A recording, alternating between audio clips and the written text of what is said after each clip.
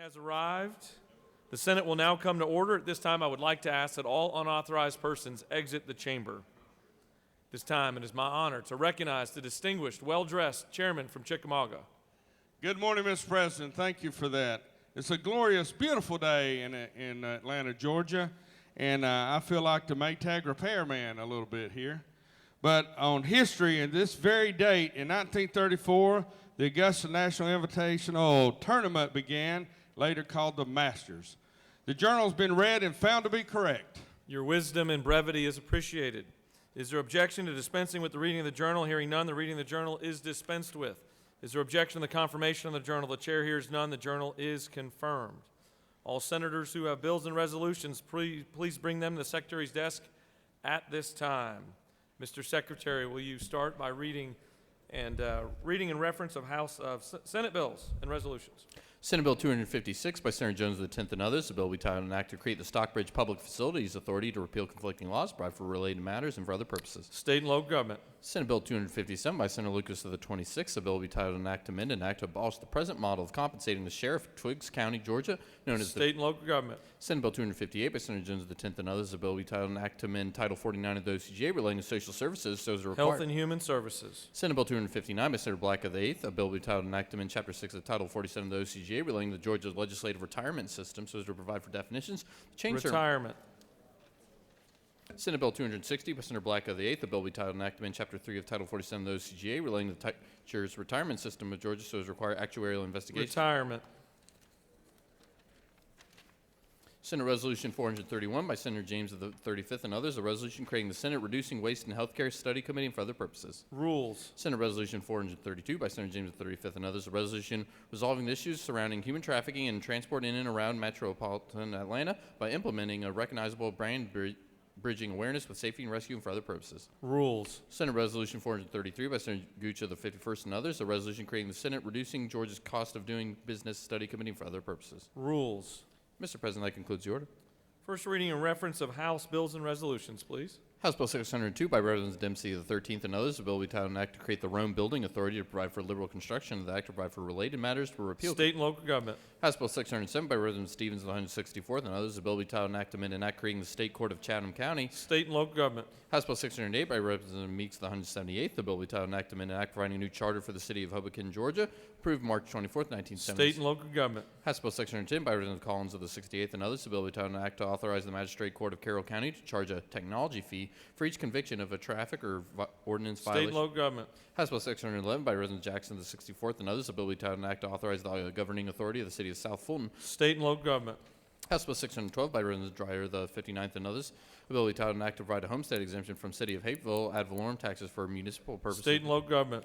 House Bill 614 by Representative Dreyer of the 59th and others, a bill will be titled an act to amend an act to provide for a $10,000 homestead exemption from all city of Hapeville. State and local government. House Bill 616 by Representative Kelly of the 16th, a bill will be titled an act to provide that the grand jury of Polk County shall not be required to be impaneled. State and local government. House Bill 617 by Representative Kelly of the 16th and others, a bill will be titled an act to provide that the grand jury of Harrelson County shall not be required. State and local government. House Bill 619 by Representative Belton of the 112th and others, a bill will be titled an act to amend an act to place the coroner of Newton County on an annual salary. State and local government. Mr. President, that concludes the order. Secretary will now read reports of standing committees.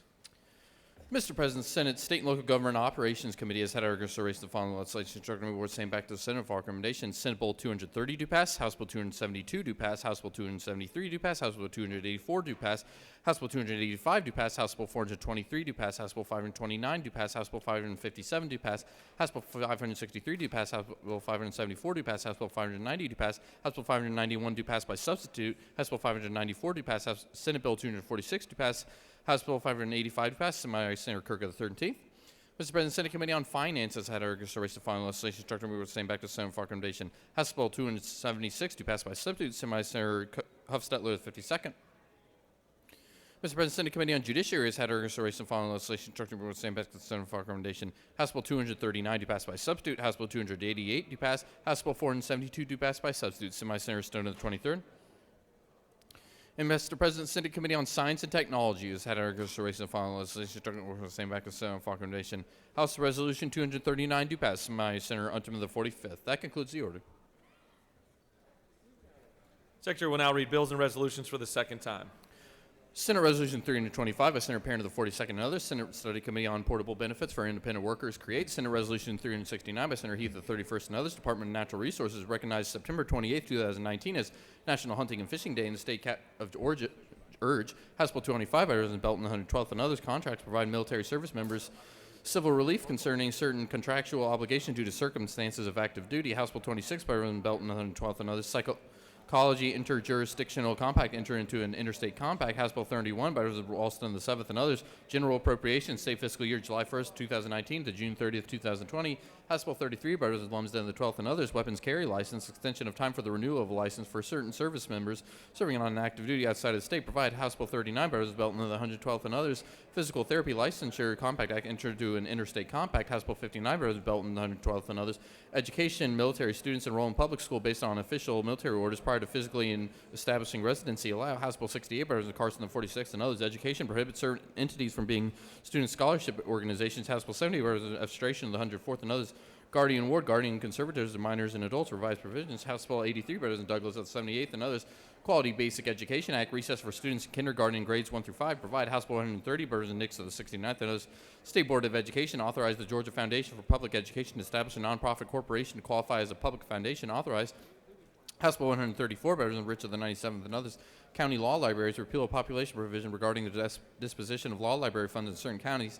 House Bill 186 by Representative Steens of the 164th and others. Health, sale, or release of a hospital by a hospital authority revised provisions. House Bill 201 by Representative Hogan of the 179th and others. Board of Natural Resources promulgate rules and regulations regarding anchoring certain vessels within estuarine areas. Authorized. House Bill 213 by Representative Corbett of the 174th and others. Georgia Hemp Farming Act and Act. House Bill 217 by Representative Gaines of the 117th and others. Crimes and offenses. Employees and agents of syringe services programs are not subject to certain offenses relating to hypodermic syringes and needles. Provide. House Bill 221 by Representative Roger the 10th and others. Geo L. Smith II, Georgia World Congress Center, limit on indebtedness increase. House Bill 227 by Representative Fry of the 118th and others. Insurance, discrimination against victims of family violence to include victims of sexual assault, expand prohibitions. House Bill 228 by Representative Welch of the 110th and others. Marriage change minimum age from 16 to 17. Require any persons who is 17 to have been emancipated. House Bill 247 by Representative Silcox the 52nd and others. Crimes and offenses, battery against a person 65 years of age or older, repeal and enhanced penalty. House Bill 257 by Representative Scoggins of the 14th and others. Council, Magistrate, Court, Judges, Organization, provide for officers increased authority. House Bill 264 by Representative Werkheiser of the 157th and others. Public officials' conduct and lobbyist disclosure. Persons promoting or opposing any matter regarding the EMSC program are subject to transparency and lobbyist disclosure laws. Provide. House Bill 266 by Representative Widow of the 119th and others. Revenue and taxation, income for contributions to savings trust accounts, a revised deduction. House Bill 277 by Representative Carson of the 46th and others. Insurance, allow goodwill from insurer acquisition to be treated as an asset. House Bill 281 by Representative Nolowitz of the 42nd and others. Crimes and offenses, pimping and pandering, increased penalty provisions. House Bill 282 by Representative Holcomb, the 81st and others. Criminal procedure, increased amount of time that law enforcement agencies are required to preserve certain evidence of sexual assault. House Bill 287 by Representative Dubnik of the 29th and others. Income tax, certain physicians serving as community-based faculty physicians, delete deduction. House Bill 290 by Representative Cooper of the 43rd and others. Health pilot program to provide pre-exposure assistance to persons at risk of HIV infection established. House Bill 307 by Representative Powell of the 32nd and others. Abandoned Motor Vehicle Act and Act. House Bill 310 by Representative Morris of 156th and others. Insurance Department of must submit an autism coverage report of General Assembly. Move annual date to June 15th. House Bill 311 by Representative Welch on the 110th and others. State government waiver of sovereign immunity as to actions ex contractu and state tort claims provisions. House Bill 322 by Representative McCall of the 33rd and others. Local government advertisement of certain bid or proposal opportunities change provisions. House Bill 323 by Representative Knight and the 130th and others. Insurance administration of claims by pharmacy benefit managers. Revised provisions. House Bill 332 by Representative Meeks of the 178th and others. Agriculture service to the Commissioner of Agriculture and the President of the Georgia Farm Bureau Federation as ex officio members. Revised provisions. House Bill 339 by Representative McClain of the 100th and others. Special license plates. Alabama A&M University established. House Bill 346 by Representative Cooper of the 43rd and others.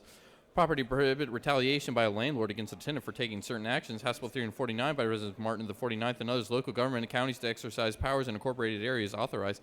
House Bill 365 by Representative Blackman of the 46th and others. At alternative ad valorem tax motor vehicles lower tax rate imposed. House Bill 373 by Representative Werkheiser of the 157th and others. Labor Department of Employment Security changed certain provisions. House Bill 379 by Representative Moore of the 95th and others. Revenue taxation projects and purposes using SPLOST funds, revised annual reporting requirements, House Bill 445 by Representative Hogan, the 179th, and others. Conservation, natural resources, shore protection, revised various provisions, House Bill 446 by Representative Knight, the 130th, and others. Revenue taxation, timber producers incurring losses from Hurricane Michael, clarify that certain credits that have been transferred shall not be refundable. House Bill 447 by Representative Labricia, the 169th, and others. Sales and use tax, jet fuel exempt for a period of time, and levy an excise tax during such period. House Bill 458 by Representative Gullo, the 19th, and others. Fire protection and safety. Use of Class B firefighting foam for testing purposes. If such foam contains a certain class of fluorinated organic chemicals, prohibit. House Bill 459 by Representative Earhart of the 36th, and others. Education driver's license verification system for school bus drivers, provide. House Bill 478 by Representative Ballinger, the 23rd, and other. Social services improvements to the operation of the child abuse registry, provide. House Bill 483 by Representative Stevens, the 164th, and others. Controlled substance schedules 1, 4, and 5 change certain provisions, House Bill 490 by Representative Ridley, the 6th, and others. Banking and finance payments of large deposits that decrease interstate depositors and deposit sums held for deceased interstate residents. Make changes, House Bill 492 by Representative Rich of the 97th, and others. Property dispossessory proceedings require applications for execution of a writ of possession be made within 30 days of issuance of the writ unless good cause is shown. House Bill 493 by Representative Tanner of the 9th, and others. Private Permitting Review and Inspection Act and Act. House Bill 502 by Representative Welch of the 110th. Civil practice continuances for members of the Board of Regents and the Attorney General revised. House Bill 512 by Representative Watson, the 172nd, and others. Agricultural Commodity Commission for propane provide. House Bill 516 by Representative Smith of the 133rd, and other. Professions and businesses. Profession of professional structural engineer provide. House Bill 527 by Representative Dick of the 140th, and others. Quality basic education formula, change program weights for funding purposes. House Bill 530 by Representative Hitchens, the 161st, and others. Education prohibit parents or guardians from withdrawing or removing a child from a public school for the purpose of avoiding compliance with laws relating to mandatory attendance, school discipline, parental involvement, or parental responsibilities. House Bill 545 by Representative McCall, the 33rd, and others. Nuisances, treatment of agricultural facilities and operations, forest land provisions. House Bill 553 by Representative Dempsey, the 13th, and others. State Victim Services Commission, Bill of Rights for Foster Parents, delete references to an obsolete entity. House Resolution 164 by Representative Powell, the 171st, and others. General Assembly, dedication of revenues derived from fees or taxes to the public purpose for which such fees or taxes were imposed, authorized CA. Mr. President, that concludes the order.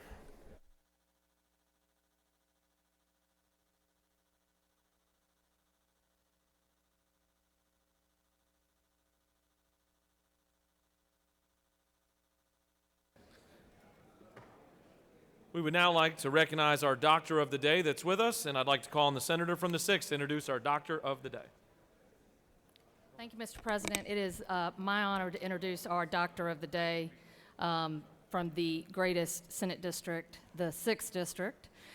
Dr. Thomas Bradbury, Jr. is an assistant professor of orthopedic surgery and of the resident program, director of the resident program for the Department of Orthopedic Surgery at Emory University School of Medicine. He received his medical degree from the Medical College of Georgia and completed his orthopedic surgery residency program at Vanderbilt. Please join me in welcoming our Doctor of the Day, Dr. Thomas Bradbury. Good morning, and thank you for your service. I understand there was a kickball game yesterday. If you've got an issue, I'm in room 232. Thank you so much.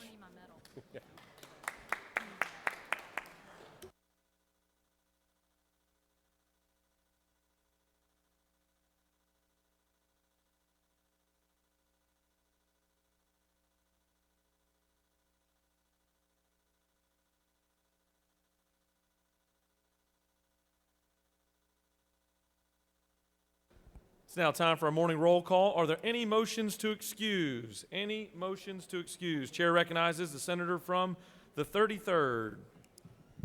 Thank you, Mr. President, and good morning. I ask Good for morning. unanimous consent to excuse the senator from the 35th. Without objection, the Senator from the 35th is excused. Chair recognizes the Senator from the 41st.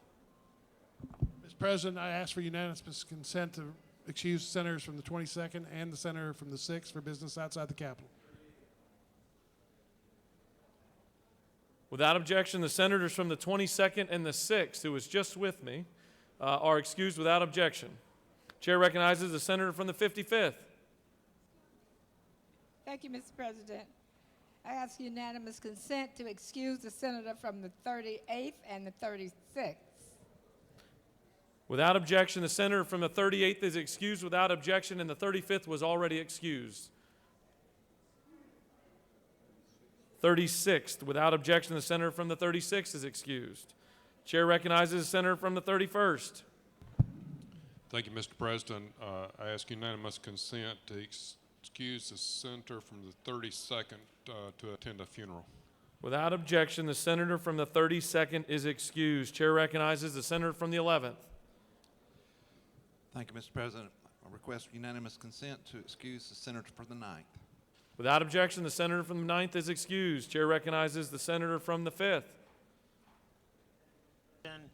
Asking for unanimous consent to excuse senator from the 2nd. Without objection, the senator from the 2nd is excused.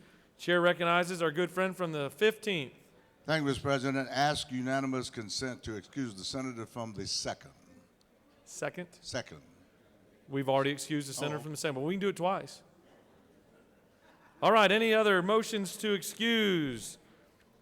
Secretary will call the roll of the senator. Signify your presence by voting the yea switch. The secretary will unlock the machine.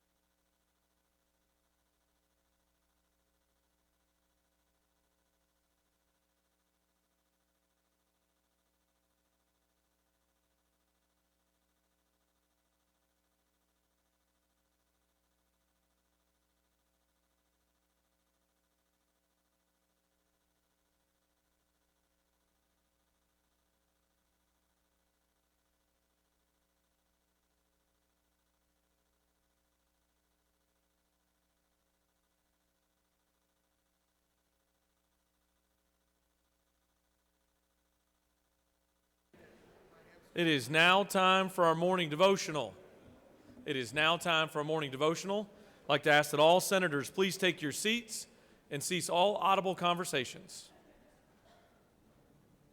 All senators, please take your seats and cease all audible conversations. Doorkeepers, please secure the doors. I'd like to recognize the senator from the 14th to lead us in our Pledge of Allegiance and to introduce the chaplain of the day.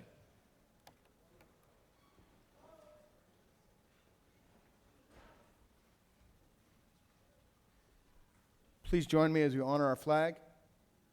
I pledge allegiance to the flag of the United States of America and to the republic for which it stands, one nation, under God, indivisible, with liberty and justice for all.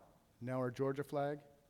I pledge allegiance to the Georgia flag, to the principles for which it stands, wisdom, justice, moderation.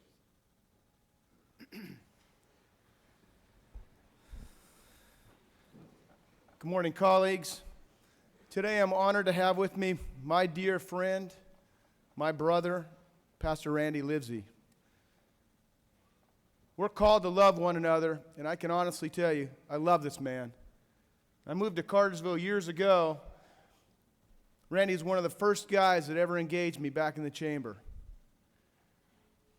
Randy and I have continued to be able to work together in our community as we've been able to bring both sides together and understand that although there are many things that we think divide us, there are a whole lot more things that bring us together. Probably it's because back in the day, Randy was a star football player at Cass High. He then moved on to graduate from Fort Valley State University in 1981 and eventually Gwinnett Hall Baptist College in 2015. Randy's shown his dedication to his community by funding the Youth Explosion of Bartow organization in 2008, which provides opportunities for young people to learn how to lead responsible lives through lessons on bullying, life skills, and character building. Randy currently serves, along with his wife, at Greater Mount Olive Baptist Church in Cartersville. He's not only a fantastic speaker, but he's like the E.F. Hutton of today. When Randy speaks, the black community in Northwest Georgia listens. Please listen as he brings our devotion today.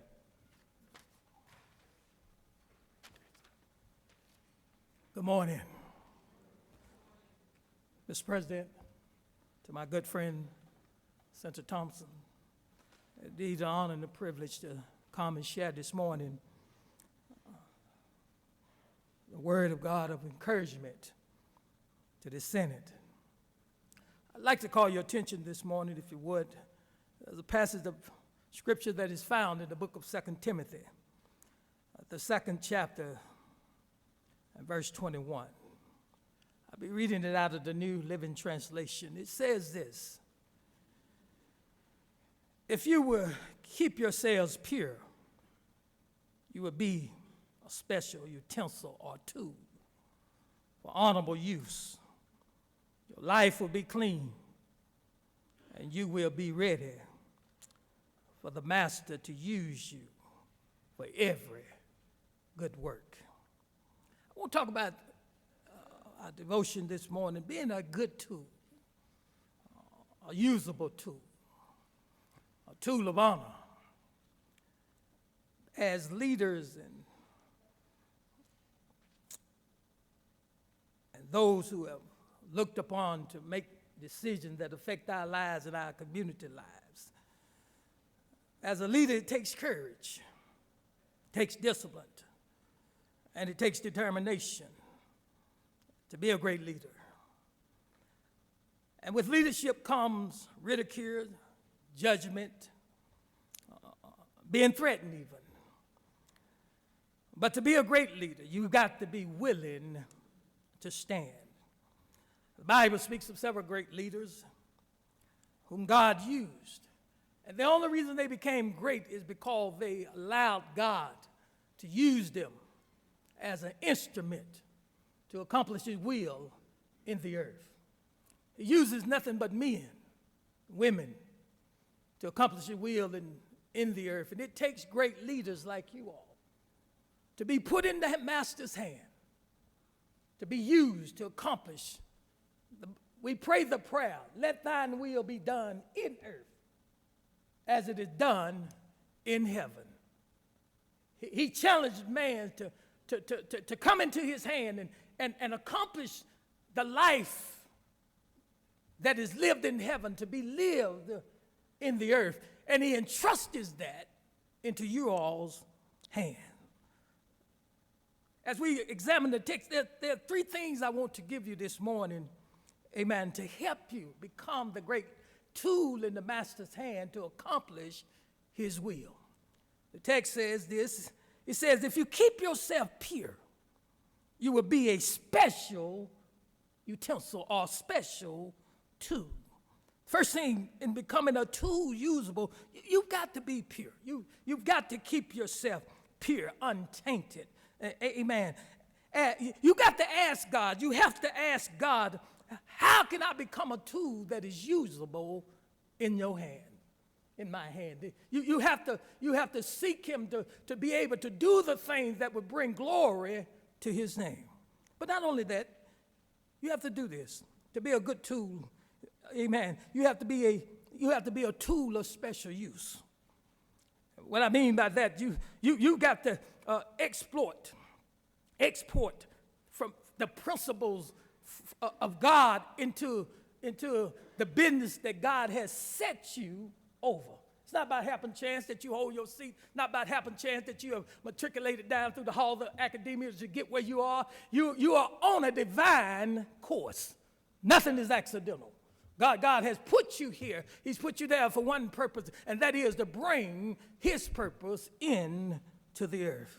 So you have to be a special tool. Special tool. It takes special tools to do special jobs. Everybody can't do the job that you do. You can't take, amen, blow Joe off the street and do the job that you do. It takes special people, amen, with a special character, with a special heart, with a special ear. Not only to hear what society is saying, but to hear what God is saying.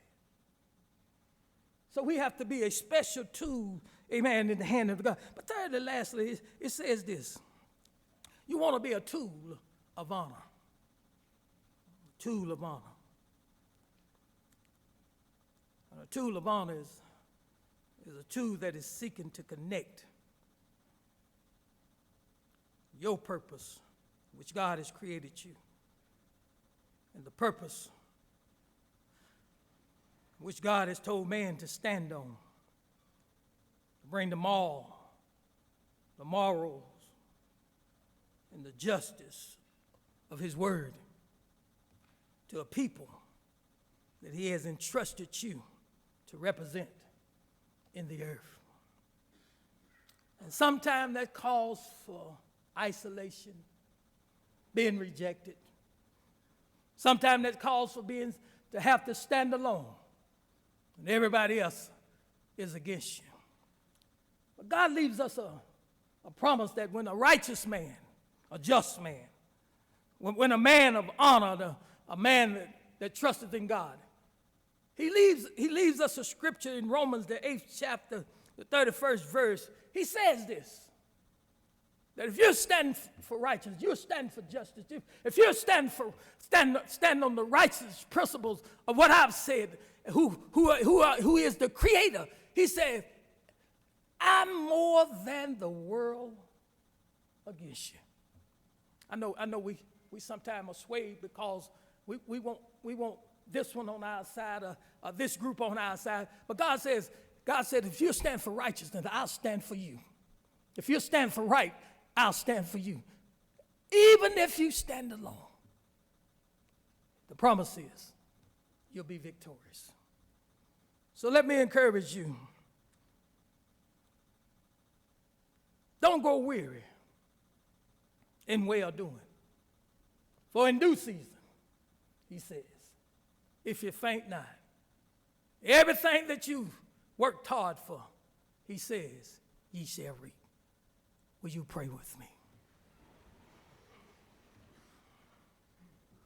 Father, we thank you for this great opportunity, Father, to come and to share your word. A word of faith, oh God, and a word of encouragement to this great Senate. God, the work is before them. But you know, God, what your will is. Would you guide them, would you lead them, oh God, and would you give them the intestinal fortitude to stand on the principles and the righteousness of you. That, oh God, when all is said and done, you would be honored and you would be glorified. Bless them now as they move forth on this great day. In Jesus' name, amen.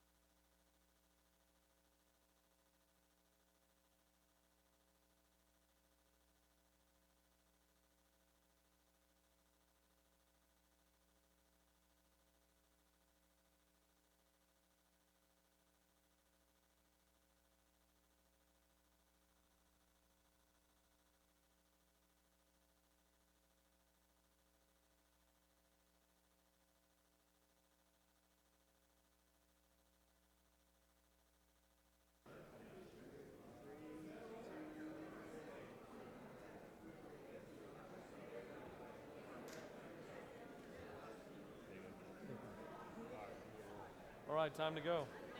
Y'all can hang out as much as you want. Yeah, we've got 5 bills. You can watch it. I meant like. Yeah. Well.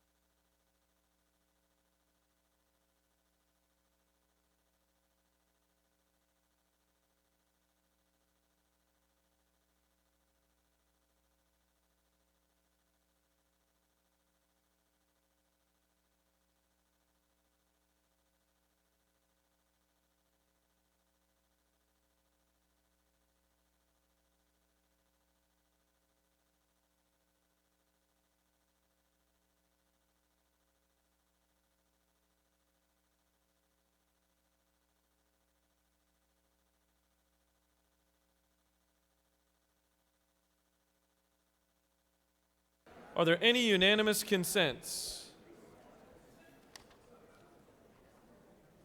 Hearing none, we'd like to invite some special guests up here with us here today and ask the Secretary to read the resolution. Senate Resolution 378 by Senator Rockman V and others, a resolution congratulating the Sharon Elementary Robo Knights for winning the Georgia FLL State Championships and for other purposes, whereas First LEGO League stands for the First Robotics Competition and is one of the 4 main branches of FIRST. The First LEGO League is from grades 4 through 8 for elementary and middle school students.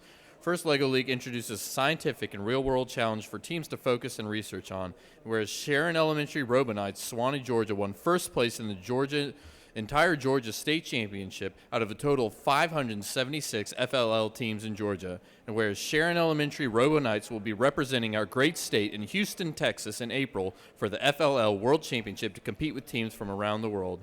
Now therefore be resolved by the Senate that the members of this body congratulate Sharon Elementary Robo Knights for winning first place in the entire Georgia's FLL State Championship and extend their most sincere best wishes for continued success. That concludes the order.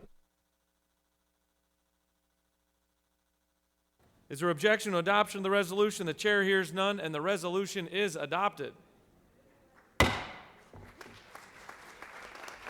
It is my honor to introduce the senator from the 5th, to introduce our special guests today, and our special guests are from my hometown in Cumming, Georgia. So let's give them some attention. Thank you, Mr. President. I'd like to recognize the Sharon Robo Knights from Sharon Elementary School in Forsyth County for receiving the first place championship award at the Georgia First Lego competition. They'll be going to the World Championship in Houston, Texas this April to compete the national championship. I think 1,700 teams coming from all over the world. And I'd like to congratulate the coach, Wendy Wing, on this tremendous success. And we're very glad that you can join us at the Capitol. Let's hear from the genius over here, Let Avenue to speak. Can we Let's go. Can you reach? Okay, let's go. We would like to present you with some Sharon Robo Night Trash Busters shirts, as we would like you to become honorary members of our team. Great, be honored to. Thank you. Thank you. Thank you very much. Thank you. Now you can just go ahead. We're so proud to be representing the state of Georgia at the FLO Robotics World Championships at Houston, Texas. This year's challenge is Into Orbit, and we are solving the problem of recycling plastics in space and on Earth with our 3D recycler. The 3D recycler will melt up plastic trash and extrude the plastic trash into 3D printer filament, which will then be used to create a useful 3D printed product. Thank you, and we hope to represent Georgia well. Great job. Let's go take some pictures. Great job.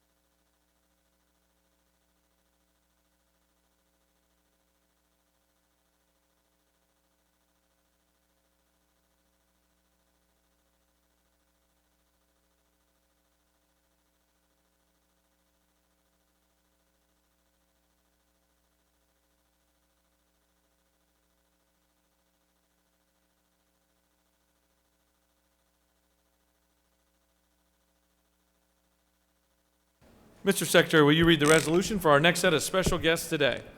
Senate Resolution 356 by Senator Harbison the 15th, a resolution commending the Marion County girls basketball team for winning the 2019 GHSAA state championship for other purposes, whereas the team brought special recognition to its school and to Marion County by winning the 2019 GHSAA state basketball championship against Calhoun County with a final score of 50-38. Now therefore be resolved by the Senate that the members of this body commend the Marion County girls basketball team for winning the 2019 GHSAA state championship and extend their most sincere best wishes for continued success. That concludes the order. Is there objection to adoption of the resolution? The chair hears none, and the resolution is adopted. I'd like to call upon the senator from the 15th to introduce our special guest today. Thank you, Mr. President. It gives me a great deal of pleasure this morning to talk about another champion. The 15th Senatorial District is teeming with winners, and especially the ladies. This is the Marion County High School girls basketball team, single A state champions. They are accompanied with the head coach, Fran McPherson, head coach, Ansley Whitley, senior, Ashley Whitley, senior. I think I'm seeing double here, twins. Jamisha Williams, Jr., and Taylor Green, Jr. We'd just like to ask the members of the Senate to give these winners a round of applause, if you please. The winners from Marion County High School. Let's give them a round of applause. Coach McPherson. Thank you for having us today. We are delighted to be here, and I can't tell you how proud I am of these young ladies. They worked extremely hard, one game at a time. They exemplify what we want in our young people. They're not afraid of hard work. I'd like to see some of them sitting in here one day. They do an awesome job. Thank you. Thank you. Thanks for having us. And here's your resolution. We're going to take a picture right here. Thank you, ladies. You want to do this in college? Mr. Secretary, will you read the resolution for our next set of special guests? Senate Resolution 327 by Senator Butler the 55th, a resolution recognizing and commending William M. Bill Edge Jr. on the grand occasion of his retirement and for other purposes. Whereas William M. Bill Edge Jr. has long been recognized by the citizens of this state for the vital role that he has played in leadership and his deep personal commitment to the welfare of the citizens of Georgia. And whereas Bill Edge Jr. has supported the dissemination of information through radio and TV media for over 38 years, and whereas it is abundantly fitting and proper that the outstanding accomplishments of this extraordinary broadcaster be appropriately recognized, now therefore be resolved by the Senate that the members of this body recognize and commend William M. Bill Edge Jr. for his many years of outstanding service to the broadcasting industry and extend sincere best wishes for continued health and happiness. That concludes the order. Is there objection to adoption of the resolution? The chair hears none, and the resolution is adopted. I'd like to call upon the senator from the 55th to introduce our special guest today. Thank you, Mr. President, members of the Senate. I would like to personally take this opportunity to recognize Mr. William M. Edge Jr., more affectionately known as Bill. He's retiring after 38 years from radio and TV media. Bill was born and raised in Atlanta. He received a Bachelor of Arts in Journalism from the University of Georgia and a Master's in Communication from Georgia State University. Throughout his career, Bill supported the dissemination of information through radio and TV. From 1981 to 97, he served as a news reporter for WGST-AM radio station, where he developed extensive news sources to produce original ideas. From 1997 to 2000, he served as a planning news editor for WAGA-TV, where he managed more than 24 reporters and photographers at a top 10 television news operation. From 2000 until 2019, he served as a public information officer for the Georgia Public Service Commission, where he managed media relations, developed working relationships with all major local, state, and national media. Bill has shared his gift with us to disseminate information through radio and TV to communities locally and nationally. Bill is joined today by his wife, Deborah Edge.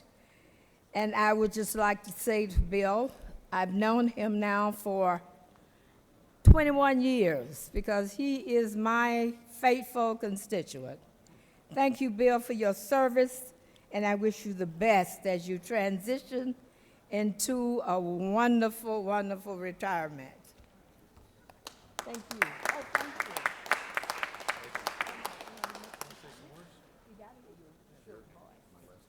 Yes. Well, thank you very much, Mr. President, Senator Butler, Senators. I just want to say that I'm very humbled and honored by this resolution. I've been honored and privileged to serve the people of Georgia for the last 18+ years, and I look forward to retiring and spending a little more time with my lovely wife of 36 years. So again, thank you very much.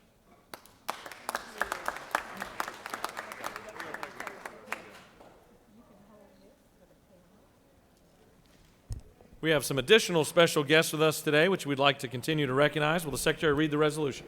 Senate Resolution 354 by Senator Jones of the 10th and others, a resolution recognizing March 22nd, 2019 as Children's Day at the State Capitol and for other purposes. Whereas the future of Georgia depends on the ability of today's children to grow into productive workers, loving parents, engaged citizens, and visionary leaders. And whereas the goal of Children's Day is to increase the commitment of all Georgians to children and children's issues by providing current research, information, and policy suggestions through a celebratory event at the state capitol. Now therefore be resolved by the Senate that the members of this body recognize March 22nd, 2019 as Children's Day at the state capitol. That concludes the order. Is there objection to the adoption of the resolution? The chair hears none, and the resolution is adopted. I'd like to call upon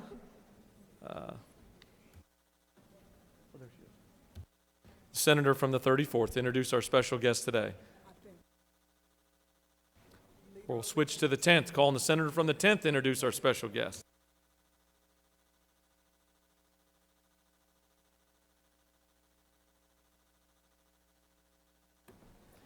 Thank you, Mr. President. I join my colleagues from the 17th on recognizing today as Children's Day at the Capitol. I think it's appropriate as we deliberate today that we all remember the importance of our children and the role that they play in our lives respectively, as well as the role that they play across this great state of Georgia. I am honored to be here with Erica Sitkoff, who's the Executive Director of Voices of Children, who works alongside Polly McKinney, who we all know extremely well. And one thing that I'm really proud of is having been featured on her childhood videos featuring legislators from this General Assembly, of which many of us have participated already in those events. But today is the 8th annual Children's Day at the Capitol. And I'm very pleased to welcome the culinary arts students and teachers from Charles Drew High School from Riverdale, Georgia. We have Tavares, Jasmine, and Kevin who joined us today, and I understand that Tavares has just accepted a scholarship at Savannah State and will be matriculating, of course, in the fall. But let me just share with you some of the achievements in Georgia as we celebrate some of these great strides that children, Voices of Children, and Children's Day honor today. Georgia continues to have one of the leading pre-K programs in the country, and Georgia's high school graduation rate rose from 70% in 2012 to well over 82% in 2018. Last year, Georgia invested an unprecedented amount to improve children's access to mental health services that they need. In 2013, this General Assembly voted unanimously to pass the juvenile justice reform, and since then, each year, Georgia has reduced out-of-home placements by over 50% in juvenile justice incentive grants recipients across this great state. I would encourage each of you to join with us in the South Wing. There's well over 30 partners representing Children's Day today, some of which are the Alliance Theater, the American Academy of Pediatrics, Barton Child Law and Policy Center, Black Child Development Institute of Atlanta, Boys and Girls Club of Georgia, Bright and Start Development and Early Care and Learning, amongst many, many others. So I am delighted to be here to join and celebrate Children's Day. And Mr. President, with your permission, I'd like to invite Erica, who is the Executive Director, to come up and share a few words. Thank you so much, Senator. And we just want to say on behalf of the 2.5 million children in Georgia, thank you so very much for all that you've done for the children in our state. As the Senator mentioned, we've had incredible advancements in making sure our kids have access to the things that they need, early care and learning, juvenile justice reform, child welfare reform, as well as access to children's mental health services. So thank you so much. As he mentioned, we have more than 30 partners here today. Just to name a few other ones: Georgia CASA, Georgia Center for Child Advocacy, Georgia PTA, Health Empowers, Prevent Child Abuse Georgia, amongst many others. And we encourage you to come by for a snack because we have some high school students with us that are participating in Charles Drew High School culinary program, and they have prepared a delicious breakfast for you all. So we hope that you'll stop by and say hello to them and to our partners. Thank you so very much. Senate District 34 is so proud to have Charles Drew culinary arts students standing with us. Please go down and support them and let them know how grateful you are that they are in the kitchen. Thank you. Thank y'all. Let's go over here and take some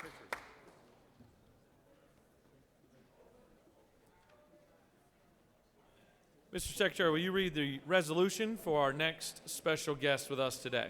Senate Resolution 69 by Senator James of the 35th and others. A resolution recognizing and commending Clifford Joseph T.I. Harris Jr. on his outstanding public service and for other purposes. Whereas Clifford Joseph T.I. Harris Jr. has long been recognized by the citizens of the state for the vital role that he has played in leadership and his deep personal commitment to the welfare of others. And whereas for the past 2 decades, T.I. has transformed his community and positively impacted the lives of many Georgians and is a fine example of the Georgia spirit. And whereas this distinguished gentleman has given inspiration to many through his high ideals, morals, and deep concern for his fellow citizens, and his vision and unyielding commitment have set the standard for public service. Now therefore be it resolved by the Senate that the members of this body recognize and commend Clifford Joseph T.I. Harris Jr. for his efficient, effective, unselfish, and dedicated public service to the state of Georgia, and extend the most sincere best wishes for continued health and happiness. That concludes the order.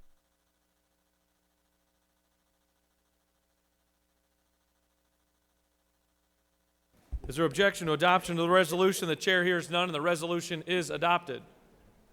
I'd like to call upon our friend, the senator from the 35th, to introduce our special guest today.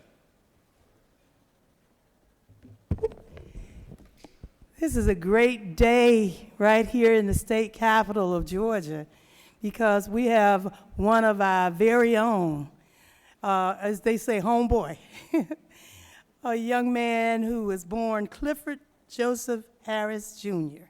And he was born on September 25th of 1980 right here in Atlanta, Georgia. He's the son of Clifford Harris and Viola Morgan, and he's better known as T.I. And he began rapping at the age of 8. He attended Douglas High School in Atlanta, and between first being signed in 1996 to now, he's released a total of 10 albums containing several hit songs. He has produced albums for artists such as B.O.B. and Liggy Azalea. Songs, they're laughing at me, I'm sorry. Songs for artists such as Mariah Carey and Rick Ross. He's been accredited for writing songs for artists such as Sean Diddy Combs and Dr. Dre. T.I. has also found success outside of music, branching into a successful film and acting career in 2006 and television in 2009, as well as running a motley collection of successful business ventures. Despite his busy schedule, Mr. Harris, Mr. T.I., has found time to assist those in need both around the country and right here back home. In addition to helping with Hurricane Katrina relief efforts, T.I. worked with troubled youth at Paulden Detention Center in Atlanta, provided scholarships for single-parent families at Boys and Girls Clubs, and headlined the Boost Mobile Rock Core concert at New York's Radio City Music Hall. He's a 3-time Grammy winner, and he has done features with such performers as Fat Joe, Slim Thug, and K9 West, and was held exclusively for community service volunteers. T.I. has come to a number of middle grade and high schools in Georgia where he speaks with the students in his assembly, holding a positive message while maintaining a view about morals and growing up in the same area as himself. Mr. Harris has been nominated over 170 times for his music and has won over 60 awards, including the 3 Grammys that I mentioned.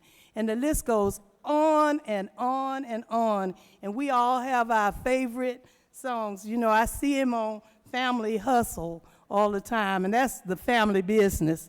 And I told my son, Brian, that we had to get us a family hustle real soon.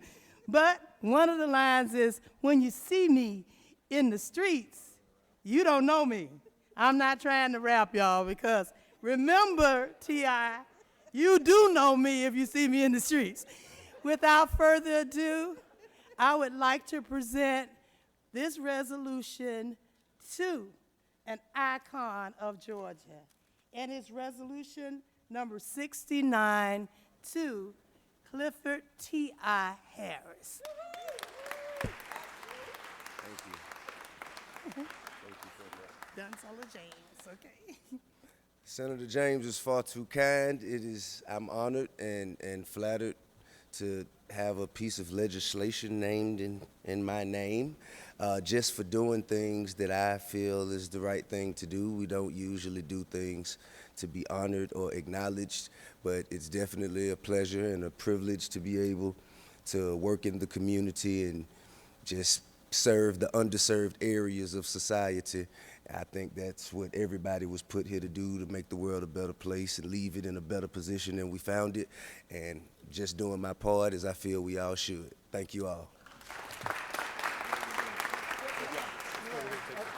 And thank the Lieutenant Governor and the other senators. Okay. I got one. I gave for you because I can't move about 2 steps without it. And you can see I was joined by many of the other senators who also love T.I. as much as I do. Thank you. Thank you.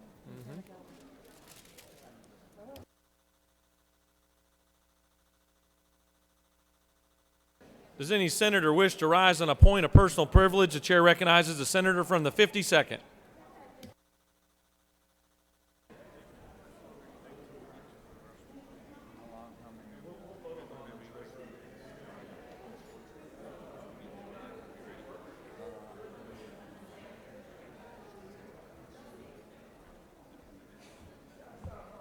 Thank you, Mr. President.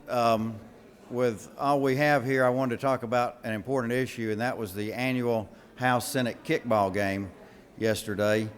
The senators from the 7th, 14th, 19th, 28th, 47th, and 51st, and some great interns were there with us, joined us, and despite an umpire who the senator from the 14th thought was from GHSA, as it turns out, he was a House intern trying to do what he could to change the results. The Senate once again prevailed.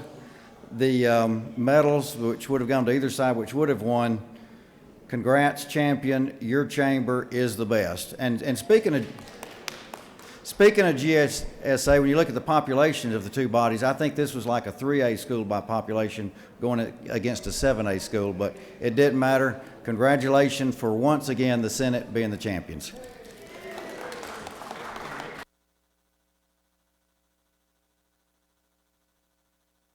Chair recognizes the senator from Columbus for a point of personal privilege.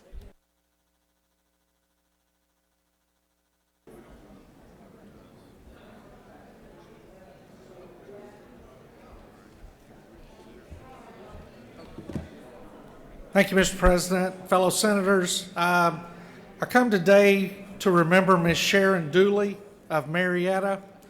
Ms. Dooley recently passed away from a very rare form of cancer. Her service is being held today at the First Presbyterian Church of Marietta. Please keep in your hearts and your mind her son, John Michael, and her daughter. They recently lost their father several years ago, so now losing their mother is extremely upsetting to them. Also keep in mind Sharon Dooley's 3 dogs. She was dedicated to rescuing dogs and making our communities more pet friendly. She was a proud member of the Atlanta Women's Golf Association, and she was passionate about God, her children, and her pets. But especially remember our dear friend, our senator from the 32nd, as she attends the service today to say goodbye to one of her best and dearest friends. Thank you, Mr. President. I yield the well. Does any other senator wish to rise on a point of personal privilege? Moving on, you've got a consent calendar of privilege resolutions before you. Does any senator wish to remove a resolution from the consent calendar? Is there objection to the adoption of the resolution on the consent calendar? The chair hears none, and the resolutions on the consent calendar are adopted.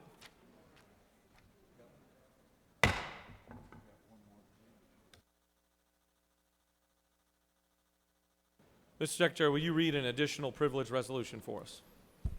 Senate Resolution 437 by Senator Sims of the 12th, a resolution honoring the life and memory of Rodney Murphy Sr. and for other purposes. That concludes the order.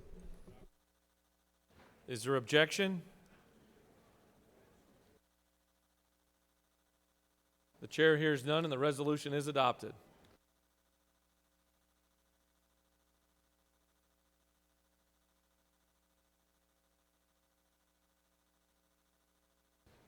Are there any motions to withdraw and commit? Chair recognizes the senator from the 53rd for a point of personal privilege.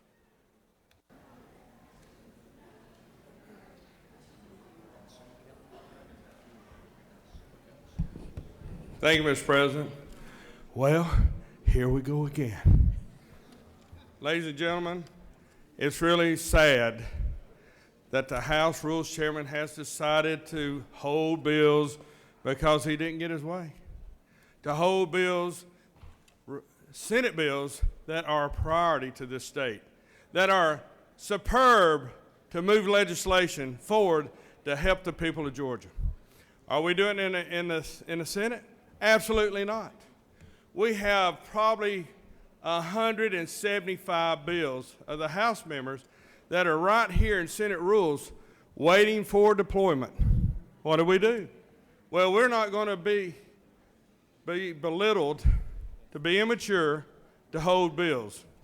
We're going to try to put the best foot forward and put the bills ahead of politics. Instead of holding bills, good Senate bills, we're going to release some of these House bills that are not quite as superior as Senate bills, but we still believe they need to move forward. I would ask the House members to be mature and to move Senate bills forward instead of just sitting on them, trying to make a point, trying to drag it out, trying to, I guess, make you feel more important. So it's time to become adults and move Senate bills in the House. Thank you, Mr. President.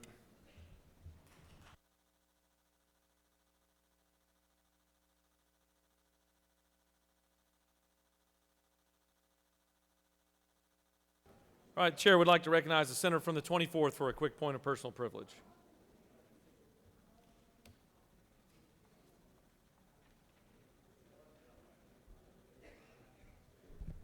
Thank you, Mr. President. It is an honor to come to the well, and again today we get to recognize one of our own. The senator from the 54th became grandpa Wednesday. Congratulations.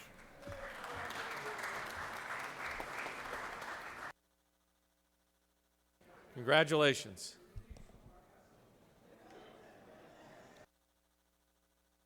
You have a consent calendar of local bills before you. Mr. Secretary, are there any objections filed to the bill on the local consent calendar? Mr. President, there are two objections filed. There's an objection filed on House Bill 284, House Bill 284 and House Bill 285. All right, we will hold House Bill 284 and House Bill 285 off of the consent calendar and vote on them individually. Is there objection to agreeing to the report of the Committee on State and Local Government Operations, which is favorable to the passage of the bills on the local consent calendar? The chair hears none. The report of the committee is agreed to. The question is on the passage of the bills on the local consent calendar. All those in favor will vote yea, opposed nay. The Secretary will unlock the machine.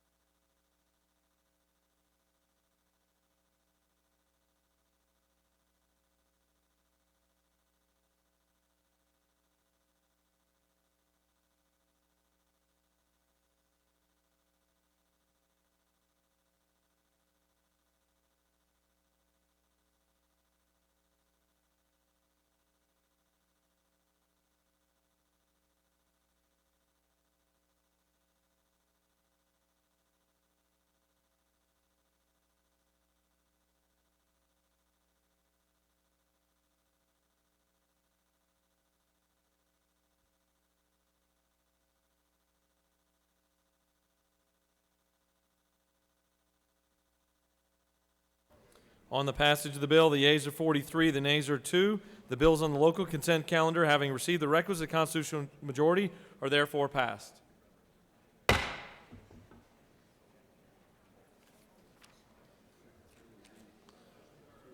Secretary will read the caption of House Bill 284. House Bill 284 by Representative Carson of 46 and others, a bill will be titled an act to provide that future elections for the office of Chief Judge of the Magistrate Court of Cobb County shall not be nonpartisan elections, provide for the sitting Chief Judge of the Magistrate Court to serve out his or her term of office and for other purposes. Mr. President, that concludes the order.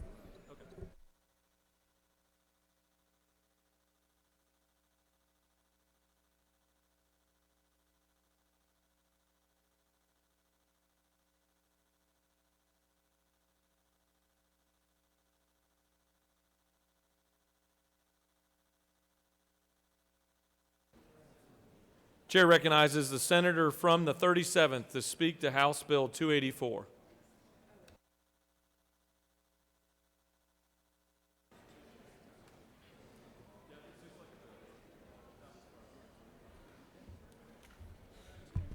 Thank you, Mr. President. Members of the Senate, House Bills 284 and 285 are both Cobb County bills. One deals with the magistrate court, one is the probate court. Those are the only two judgeships in Cobb County that are partisan. This bill makes them nonpartisan in conformity with the rest of the judgeships in Cobb County. I'd ask for your approval of both of these bills, 284 and 285.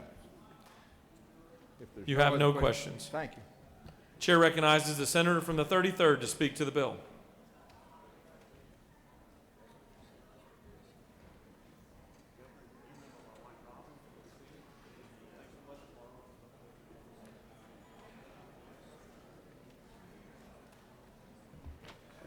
Thank you, Mr. President, my fellow senators, colleagues, friends, and y'all.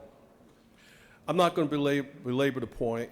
I'm talking about House Bill 284 and 285, probate judge for Cobb County magistrate. They've always been partisan and has worked very well for many years, and I would just encourage us to leave it the same way as it is. If it ain't broke, don't fix it.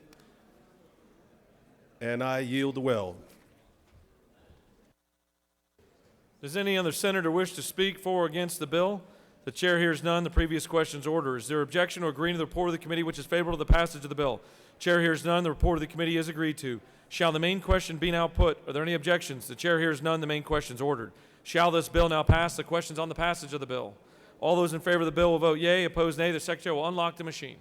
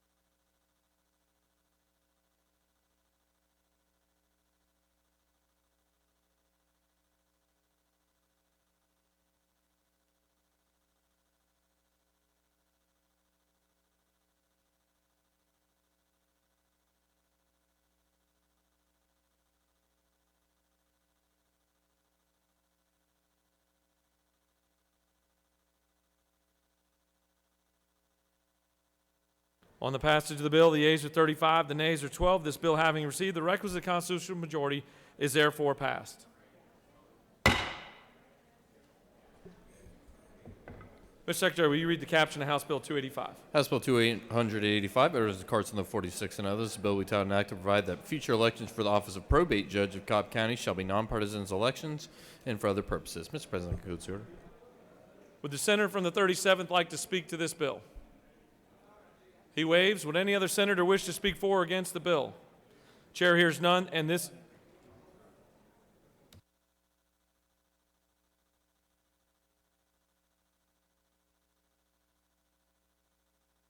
Chair recognizes the senator from the 33rd to speak to the bill.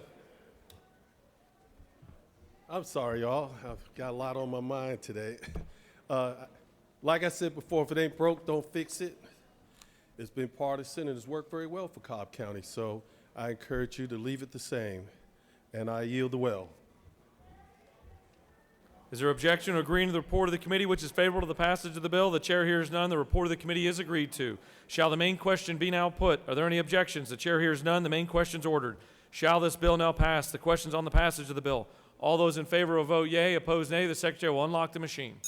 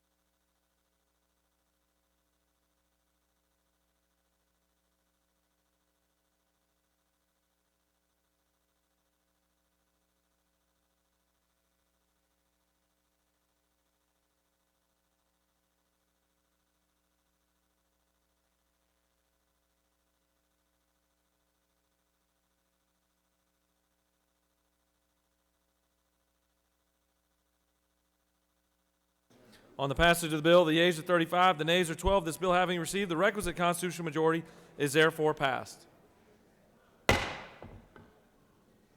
Chair recognizes the majority leader. Actually, the chair recognizes the whip, majority whip. Thank you, Mr. President.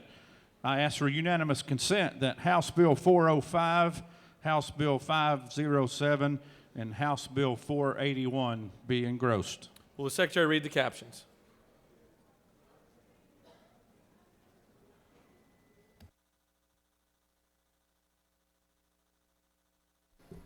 House Bill 405 by Resolution night of the 130th, and others, a bill be titled enactment part 1 of Article 2 of Chapter 5 of Title 40 of the OCGA relating to property tax exemptions so as to modify provisions related to the Level 1 Freeport exemption to include affiliated entities and inventory held for the repair or modification of goods and for other purposes.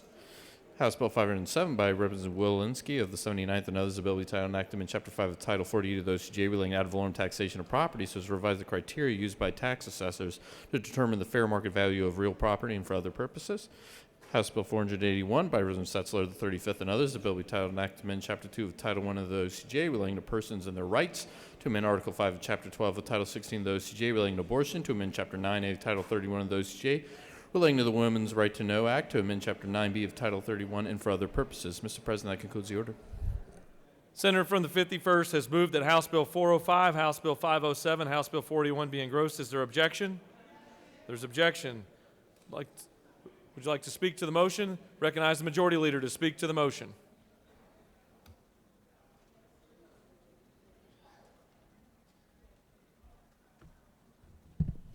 Thank you, Mr. President.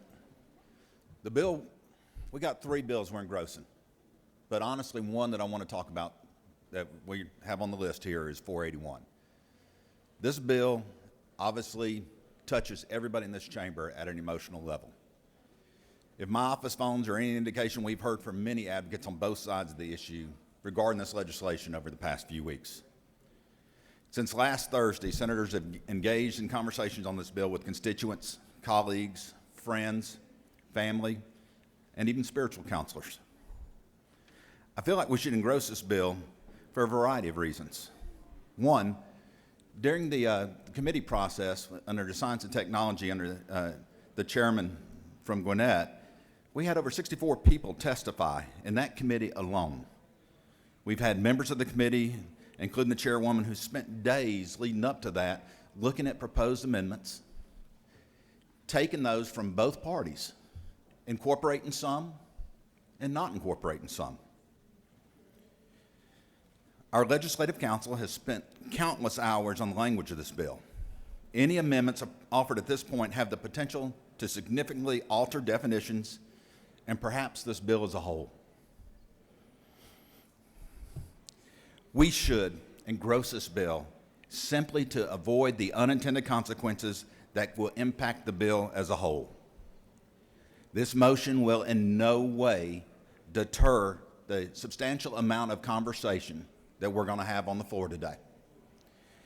I'm not shying away from that discussion on the floor. I'm looking forward to hearing an open and honest dialogue from all the members of the Senate. But we should vote on this bill as this bill is written, up or down. Thank you.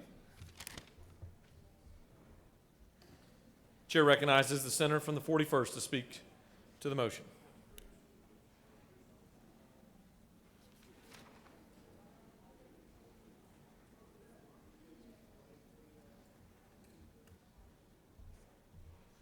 Mr. President, members of this body, I object to all three bills being engrossed because it takes away our chance to affect legislation that's important to our constituents. But most importantly, as the majority leader stated, we have all heard from constituents the importance of 481, the impact that 481 will have on many lives in Georgia. We know that this bill needs to be improved, I believe. The bill was changed in committee. We've heard from constituents, as the majority leader since said, some of them with good ideas. Some of those people are concerned about the criminalization of women, criminalization of doctors. There are amendments that could make this bill better, and we should have the opportunity today to discuss and act on those amendments. There are already amendments filed in this chamber on 481 that we would like to bring up and to address. The majority leader mentioned that members of the committee had a chance to amend in committee. I am not a member of that committee, yet I would like to address flaws in this bill or flaws that I would like to discuss with you and see if I can win you over to agree that they need to be addressed. There are other members of this body that are not on that committee that by engrossing this bill, it will not allow them to bring forth ideas that they've gotten from the public and their constituents and the people of Georgia that could improve this bill. Ladies and gentlemen, I ask that you vote no on engrossment of these bills and allow a full and fair discussion as well as the opportunity to amend and improve this legislation. I'll yield if there's any questions. You have no questions. Chair recognizes the senator from the 48th to speak to the balance of the time.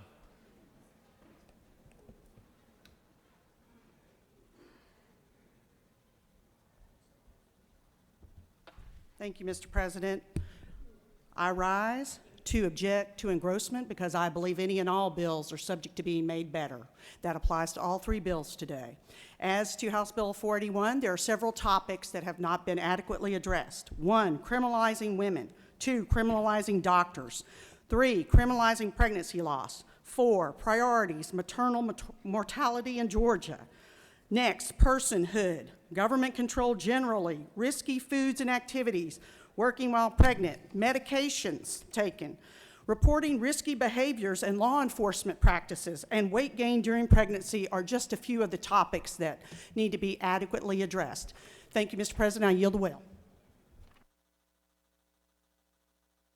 The majority leader has moved. Chair recognizes the senator from the 20th. For what purpose do you rise? Mr. President, I ask for unanimous consent to excuse the President Pro Tem for business inside the Capitol. Without objection, the Senator Pro Tem is excused.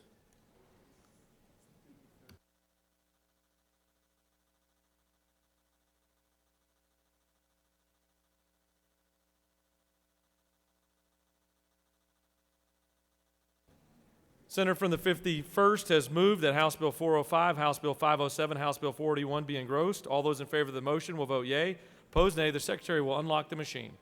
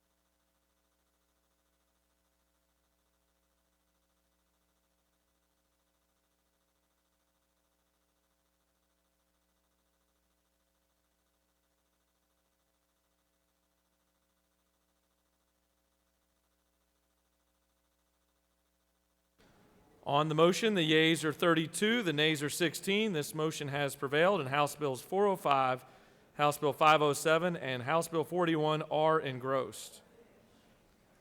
We're now moving on to the rules calendar. Mr. Secretary, will you read the caption of House Bill 197?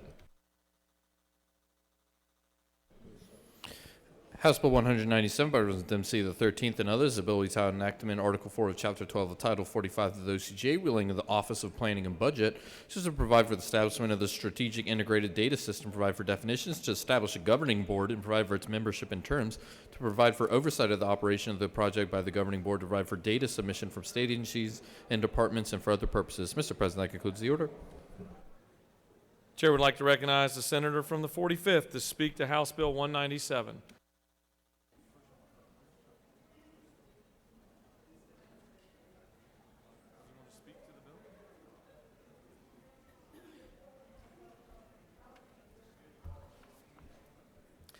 Good morning, ladies and gentlemen of the Senate. It's a great day in Georgia, and we're delighted to have so many visitors here at the Capitol. I bring before you House Bill 197, and if you recall, for several years now, for 3 years to be exact, we have been working on this type of legislation regarding data analytics. And I'm proud to say that this idea emerged here out of the Senate.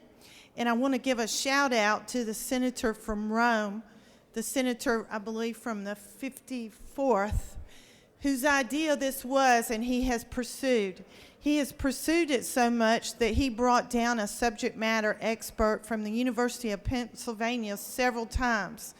This bill has passed out of the Senate a couple of different times, but got held up in the House. We're delighted to say that the new Governor Brian Kemp, has also embraced this idea.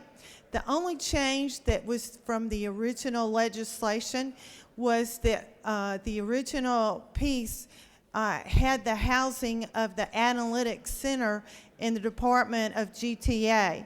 This particular bill has it where it should be, in our opinion, in the Office of OPB. So with that, I'll be glad to answer any questions. The one thing I did want to add that is a new emerging idea also is that the state is applying for new waivers, new Medicaid waivers. It's paramount that we have the analytics that go along, that we accumulate as we apply for those waivers, we submit this data. The other thing I wanted to add, we have a new lieutenant governor. And every time I go on the circuit with him and I'm out there giving speeches with him, he talks about Georgia becoming the innovation technological corridor, not just here in Georgia, not just on the eastern seaboard, but for all of the South. We especially thank him. We know that he's going to be on this journey with us for a long time, and the Science and Technology Committee is right there behind him. I'll be glad to answer any questions on House Bill 197. You have a question. Chair recognizes the senator from the 21st. Senator Yield? Yes, I do. Senator, wouldn't it be true that if this bill passes, that by using this data, the state could save millions of dollars? That's exactly right, and that's the whole purpose. It actually doesn't cost money. That as you do these analytics, you become more efficient, more transparent, you save money, you look for issues like fraud, waste, and abuse, and that it's a very good thing. Thank you for your hard work on this. Thank you. You have no more questions, Senator. Thank you. I yield the will, and I ask for your favorable consideration of House Bill 197. Chair recognizes the senator from the 52nd to speak to the bill.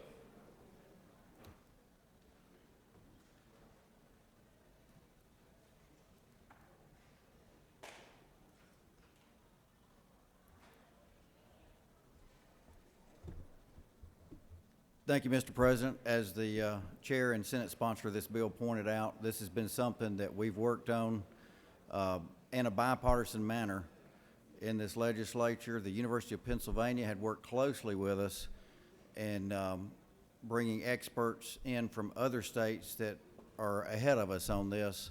And the hang-up in the last session was that the Senate believed it should be in OPB. There were some that wanted it in GTA, and really that was more on an administrative level, so it was left over to this year And I'm very happy that our administration agrees with our position last year that it should be an OPB, and it will bring much better decision-making, eliminate duplication among agencies, as was pointed out, fraud, and we will be able to use this not just to save money, but to provide better services and better health care to our citizens. And I'm proud of this, and I hope that we will continue to use the University of Pennsylvania going forward in this and help the state get where it can be on this. And no questions, I'll yield to Will. You have a question. Chair recognizes the senator from the 48th. Does the chairman yield? I yield. Thank you, Mr. Chairman. I have a series of questions, if I might ask. Okay. First, is there a fiscal note for House Bill 197? That might be of the sponsor of the bill, but I don't know that there's a fiscal note on it. But there will be bids put out going forward, and at that point, we would do it. The issue is we aren't spending any money yet. We will in bringing this in, but we will save multiples of that in the future with that.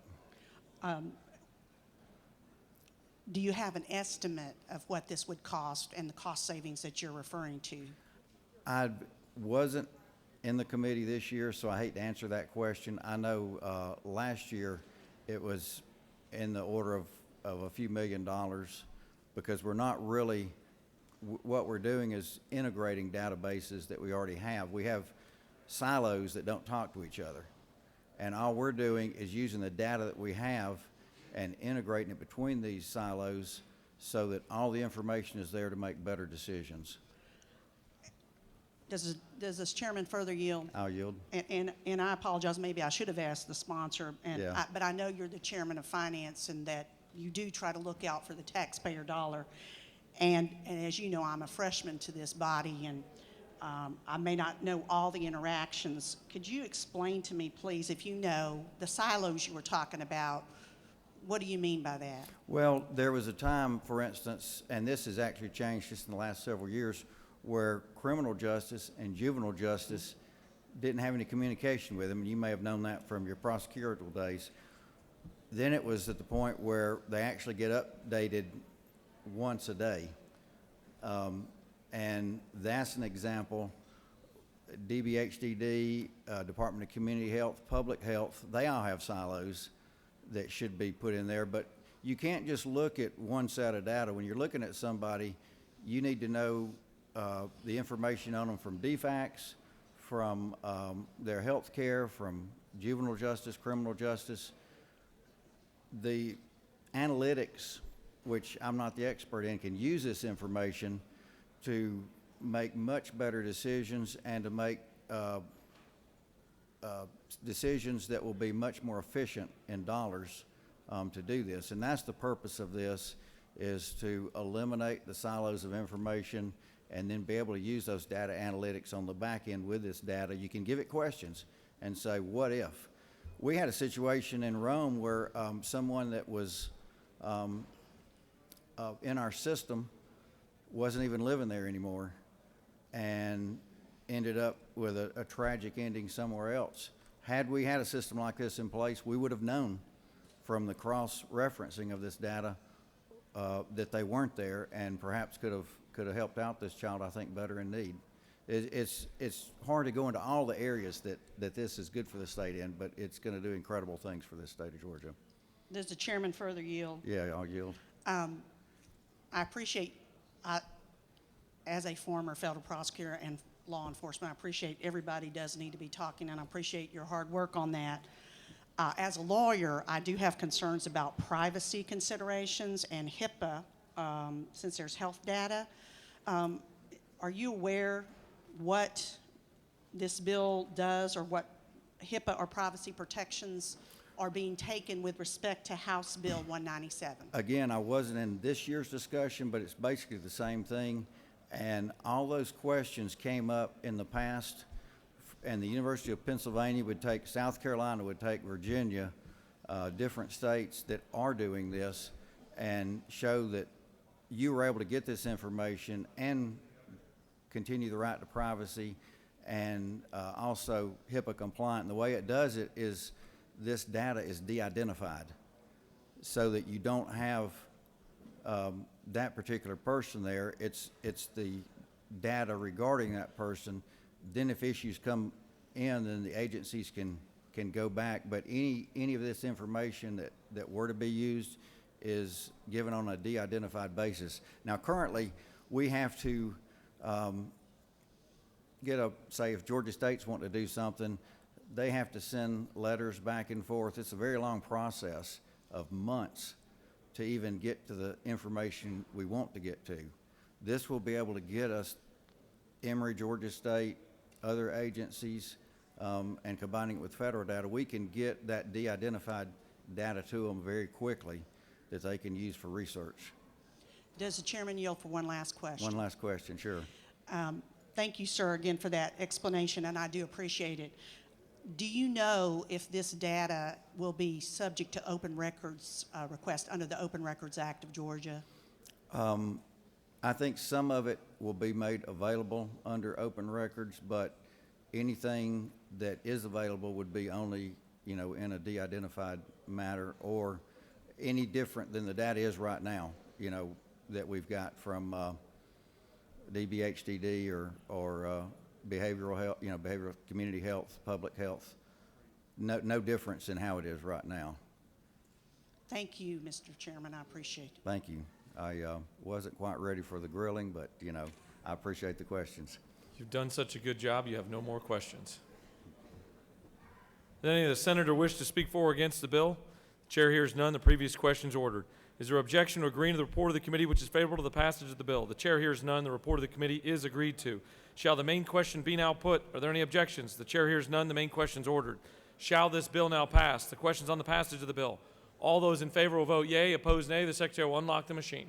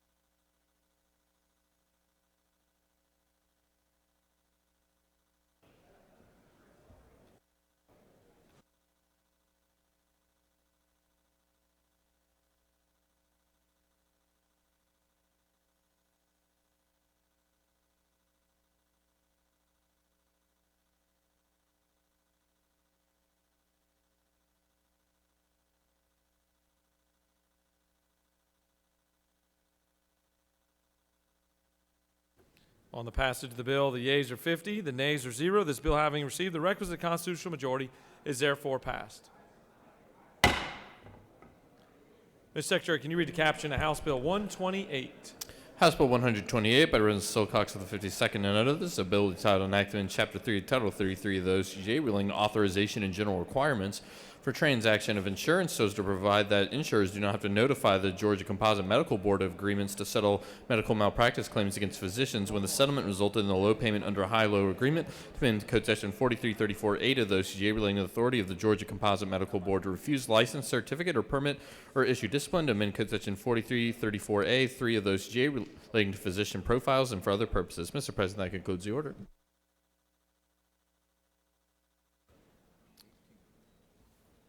Chair recognizes the senator from the 18th to speak to House Bill 128.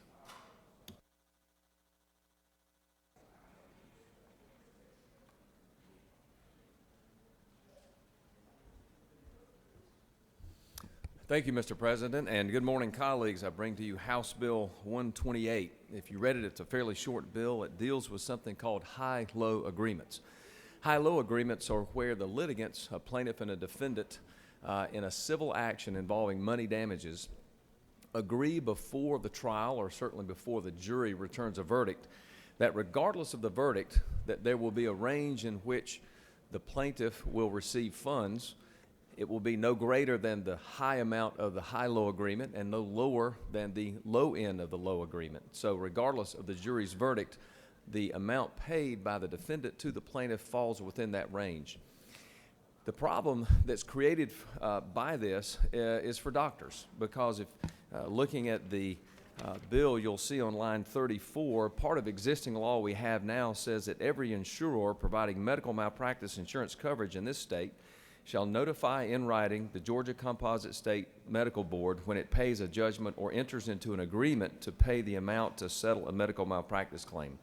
The problem that's created by this is in the event that a doctor enters a high-low agreement and, in fact, the jury returns a verdict for the defendant, for the doctor, meaning in a medical malpractice case that there's a finding of no negligence on behalf of the doctor, because there is a payment pursuant to the high-low agreement, the doctor, or the insurer in this case, still has to make a payment. That triggers the notification to the Composite State Board of Medical Examiners. This is an unfair situation for a doctor who's just been found not negligent, but yet there is a finding or an indication or a notice sent to the Composite State Board suggesting that they paid money, but it wasn't because they were found negligent, it was because of a previously entered into a high-low agreement. These agreements are fairly common in medical malpractice cases and other type cases. This satisfies or corrects that problem for the doctors. Be happy to answer any questions, Mr. President. Chair recognizes the senator from the 26th for a question.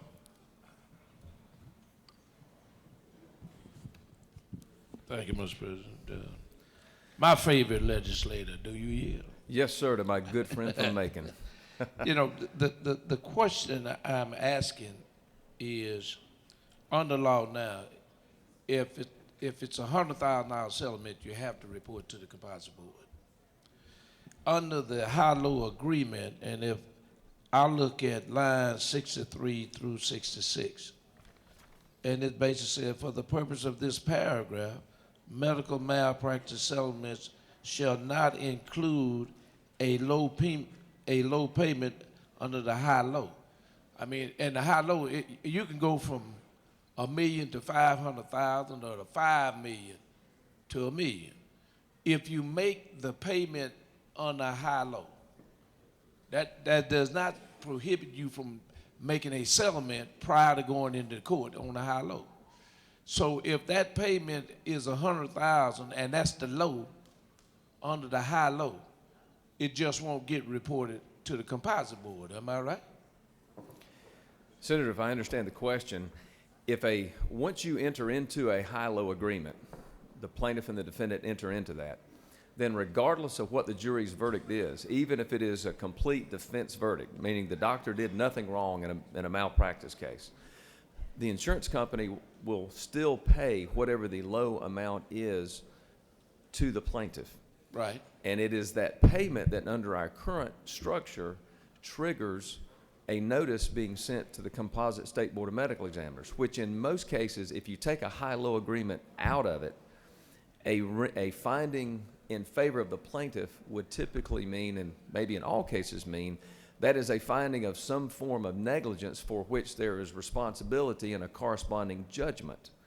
But what's unfair about making doctors report a low payment where you have a verdict by the jury that said the doctor was not negligent. The doctor's not negligent in a defense verdict, but the payment has to be made because that agreement was made before the jury ever returned that verdict. And it was simply a way for the parties to agree that regardless, even in the event, this is agreed to in advance, even in the event of a defense verdict, the plaintiff's going to get X. But the compromise is, and the trade-off and the horse trading that took place is, no matter how high the verdict is, in the case of a runaway verdict, the plaintiff is not going to receive more than Y or whatever the high was on the high-low. Yeah, but what I'm trying to find out, a lot of times in jury trials, there usually is a settlement before the trial. Sometimes, yes, sir. And if you have and this is not even dealing with a high-low, but if it's dealing with a doctor and the settlement is $100,000, it's reported to the board. Under a high-low, you can do a settlement, or the jury can go in and give a verdict and say that the defendant is not guilty of anything, but the payment was over 100,000 or 100,000 because they enter into an agreement on a high-low payment, which means that the jury might come in and give you a $10 million award, but the high was $5 million, and so that's all you're going to get on a high-low payment. What the question I'm asking is, if under a high-low,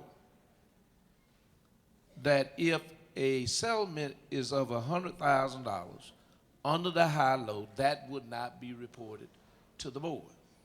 Am I right in that sense? Are you talking about, Senator, you mean a settlement that is engaged in and consummated before the high-low would go active? See, the high-low doesn't become effective until after the jury verdict is returned. Because if you have a jury verdict, for example, let's say the plaintiff and the defendant agree to a high-low of $100,000 in your example, and let's say a high of $1 million. If the jury returns a verdict for $500,000, then that is the amount that the plaintiff receives because it's between the $100,000 and the $1 million within that range. So they receive that. That becomes reportable to the Composite State Board of Medical Examiners because there's been a finding of negligence and a payment due.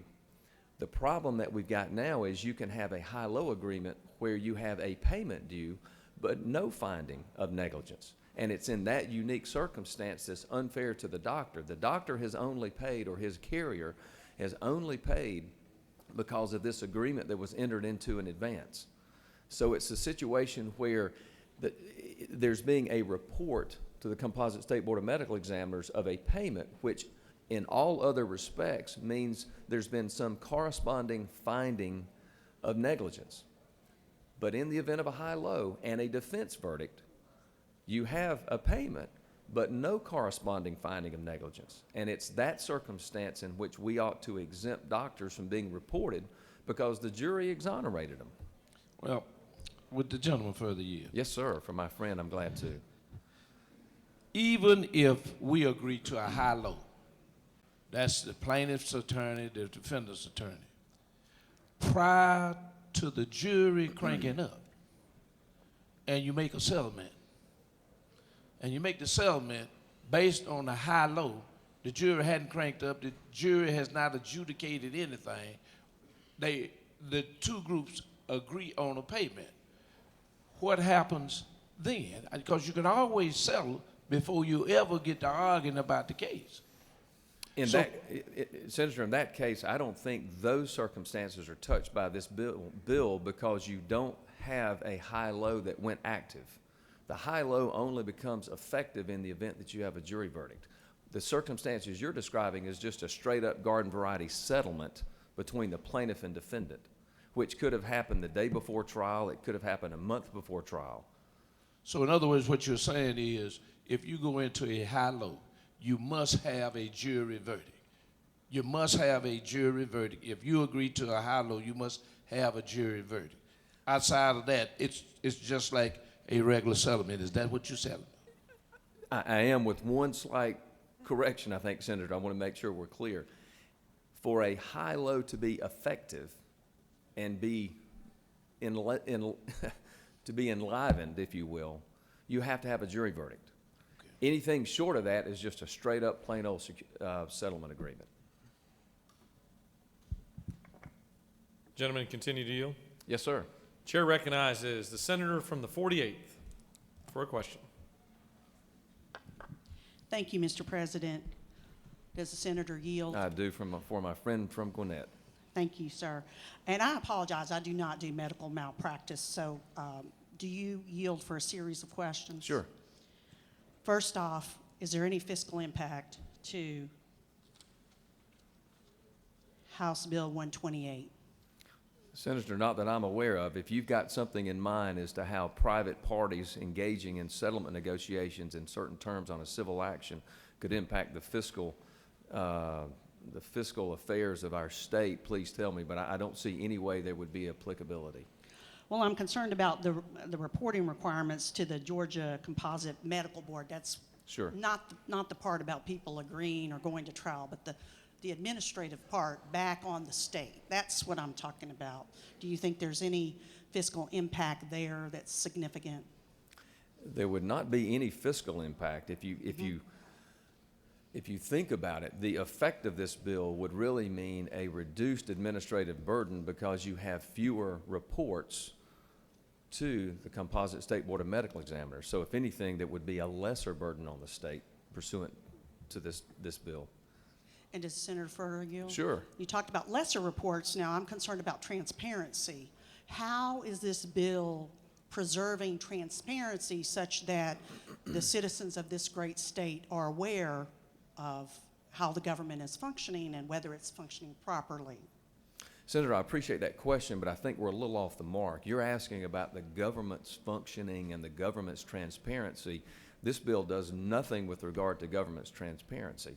The Composite State Board of Medical Examiners will continue to work pursuant to its dictates, its ordinances, and whatever statutes we pass that say this is how the board is to function. This doesn't address that. This addresses private parties' obligation to report to the board. That's not a transparency issue with regard to the government's work. So I would say very strongly this bill does not in any way reduce the transparency of our government or our agencies. If I may follow up on that, the transparency, I guess I'm not clear, is as to the settlements and as to I as a consumer's knowledge about malpractice by a doctor. And my concern is if there's less reporting, there's less transparency such that I as a consumer won't know, for example, that Dr. Karenshak has been found guilty of malpractice 52 times. If Dr. Karenshak's smart enough to have a high-low agreement in such a way that it doesn't get reported. So could you please share with me how you think that transparency is preserved or not preserved? Sure, I'll be happy to. And I appreciate you clarifying the question because you've now shifted to a different issue, and that is the disclosure of information between private parties. And that's different from government transparency. So if we're going to talk about that issue, let's talk about that and talk about that in the fairness of it. All this bill does is when you have a doctor who has been accused of professional malpractice, negligence, goes through the process of a jury trial, and at the conclusion of that trial, it is determined, in fact, that there was no negligence. That should therefore logically mean there is no corresponding reporting to the Composite State Board of Medical Examiners that would suggest negligence because the jury exonerated him. What's unique about the situation that some doctors find themselves in, and other litigants for that matter, is there is a payment. And most of us think that, well, when there is a payment, they must have been a payment because there was some wrongdoing. But there wasn't because the jury exonerated them. So for this unique situation, in fact, what it means is there is an actually more fair and more transparent and more accurate reporting to the composite, or to be more specific, a non-report.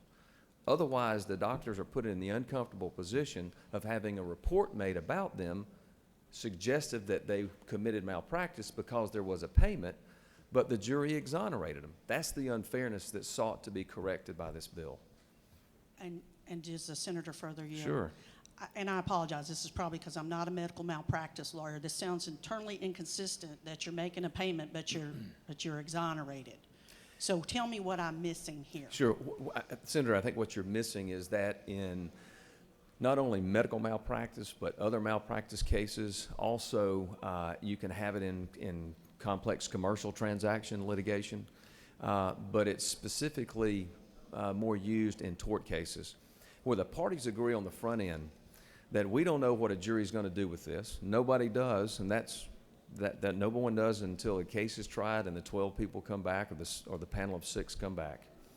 But the parties agree that it would be fair and appropriate to set a range in which there could be a recovery regardless of what the jury does.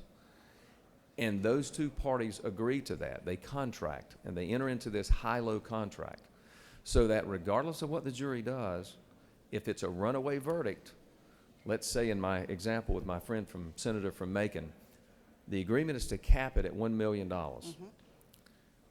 So what the plaintiff wants in exchange for that, understandably, if the plaintiff is going to forego a verdict greater than $1 million, they want some downside protection in the event that the defense verdict is rendered by the jury. So back to our example, the agreement may be for a $100,000 floor. Now, why would a doctor do that? Why would a civil defendant litigant do that? You're protecting yourself against the upside risk of a verdict in excess of, in our example, $1 million. And that people acting self-interestedly and rationally and using good business judgment can do that, and they do it all the time, and they give up something on the bottom end.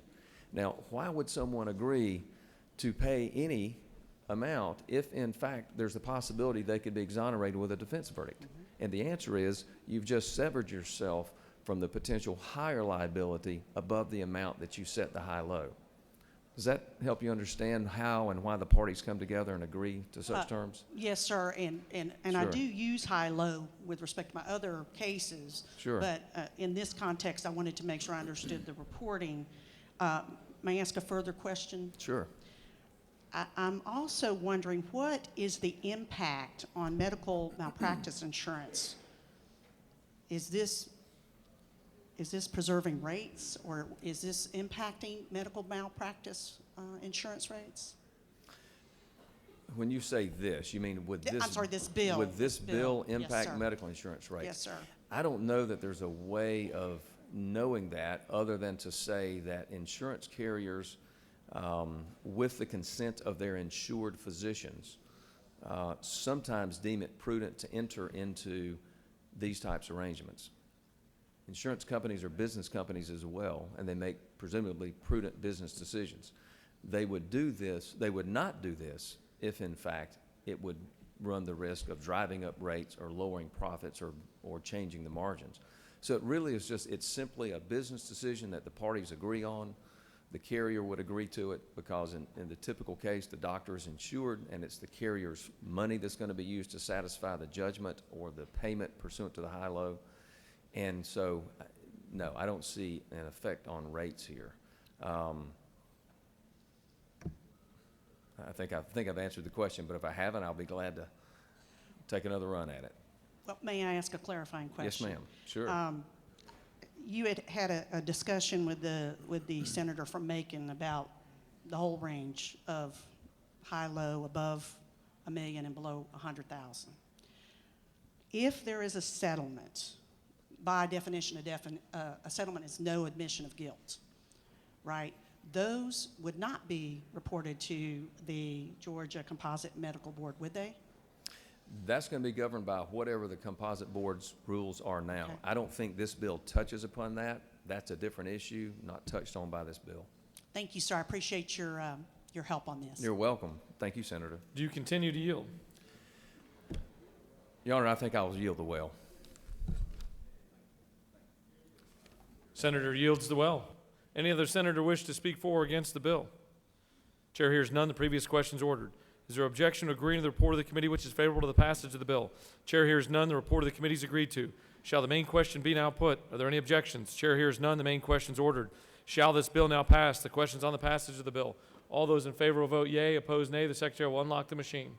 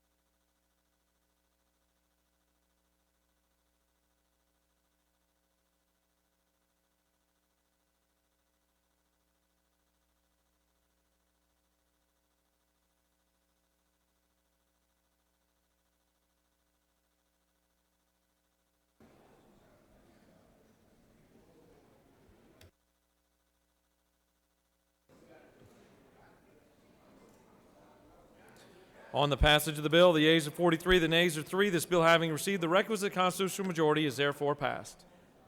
Mr. Secretary, can you read the caption of House Bill 196? House Bill 196 by Representative Benton, 31st, a bill be titled enactment Article 1 of Chapter 1 of Title 47 of the OCGA relating to general provisions relative to retirement and pensions so as to require each public retirement system trustee to complete appropriate education applicable to his or her fiduciary duties and obligations under the public retirement system, to provide for definitions, provide for removal of trustees who fail to obtain such education and for other purposes. Mr. President, that concludes the order. Chair recognizes the senator from the 52nd to speak to House Bill 196.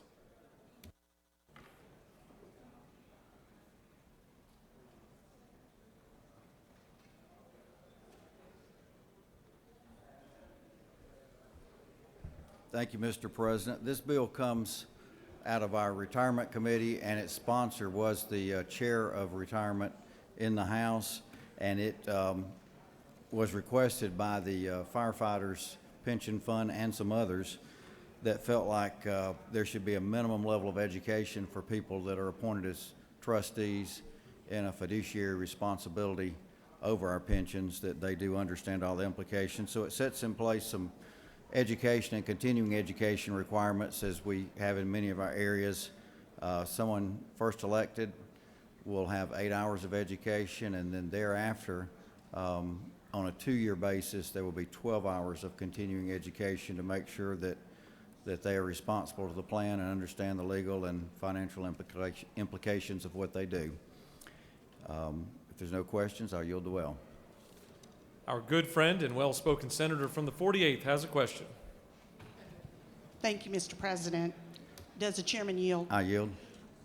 I think you know what my first question would be, but There is no about the- fiscal impact to the state of Georgia. Thank you, sir. But I was actually going to say, I'm wondering about the administration of this continuing education.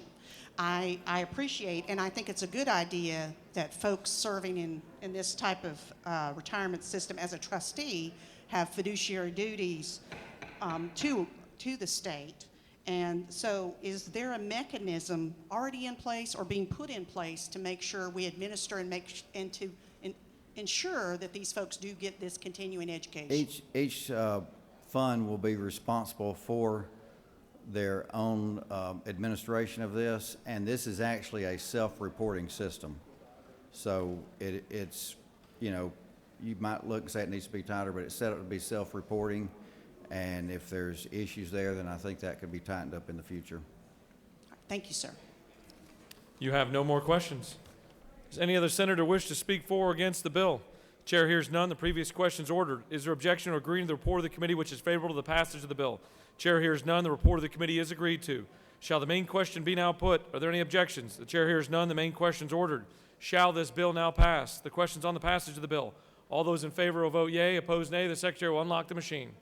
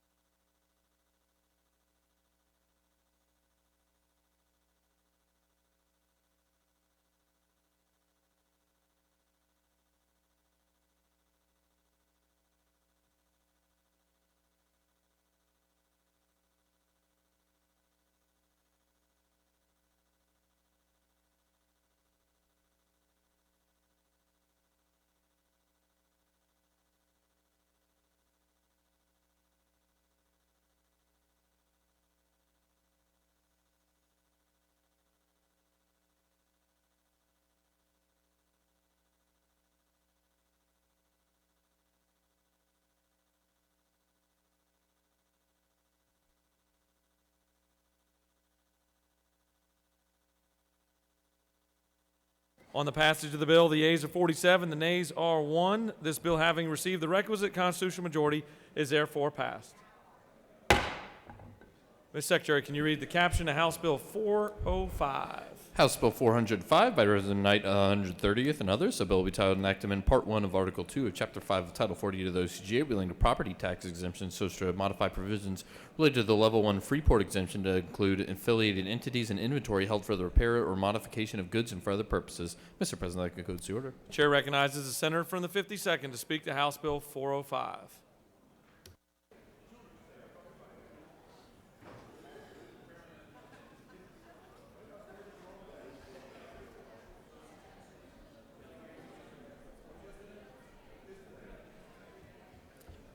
Thank you, Mr. President. This bill did come out of the Finance Committee.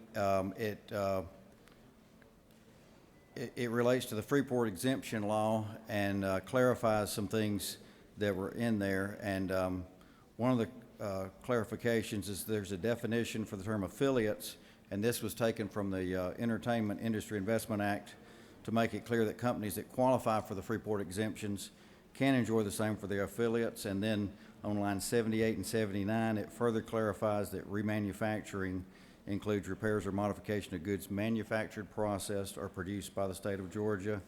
This only applies in the counties that have a Freeport exemption, and there is no fiscal impact to the state of Georgia. If there's no questions, I'll yield to Will. You have a question. Chair recognizes the senator from the 17th. Thank you, Mr. President. Senator Yield. I'll yield. Senator, does this bill have a fiscal impact on the state? All right. No other questions. I'll yield to Will. Chair recognizes senators yielded the well. Does any other senator wish to speak for or against the bill? The chair hears none. The previous question is ordered. Is there objection or agreeing to the report of the committee, which is favorable to the passage of the bill? The chair hears none. The report of the committee is agreed to. Shall the main question be now put? Are there any objections? The chair hears none. The main question is ordered. Shall this bill now pass? The question's on the passage of the bill. All those in favor will vote yea. Opposed, nay. The secretary will unlock the machine.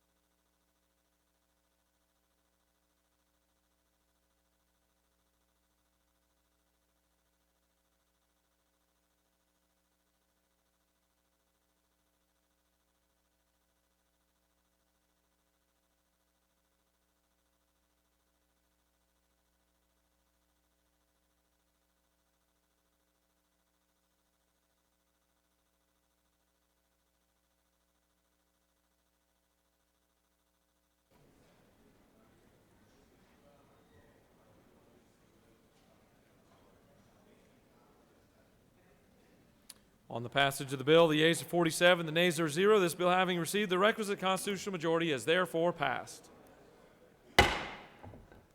Ms. Secretary, can you read the caption of House Bill 507? House Bill 507 by Representative Walensky of the 79th and others. A bill will be titled and acted in Chapter 5 of Title 48 of the OCGA, relating to ad valorem taxation of property, so as to revise the criteria used by tax assessors to determine the fair market value of real property and for other purposes. Mr. President, that concludes the order. Chair recognizes the senator from the 56th to speak to House Bill 507.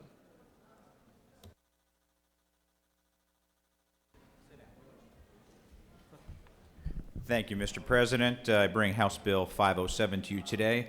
This bill just fixes a unintended consequence from the bill that was passed last year, which was House Bill 196, where we use the income approach if the data was available.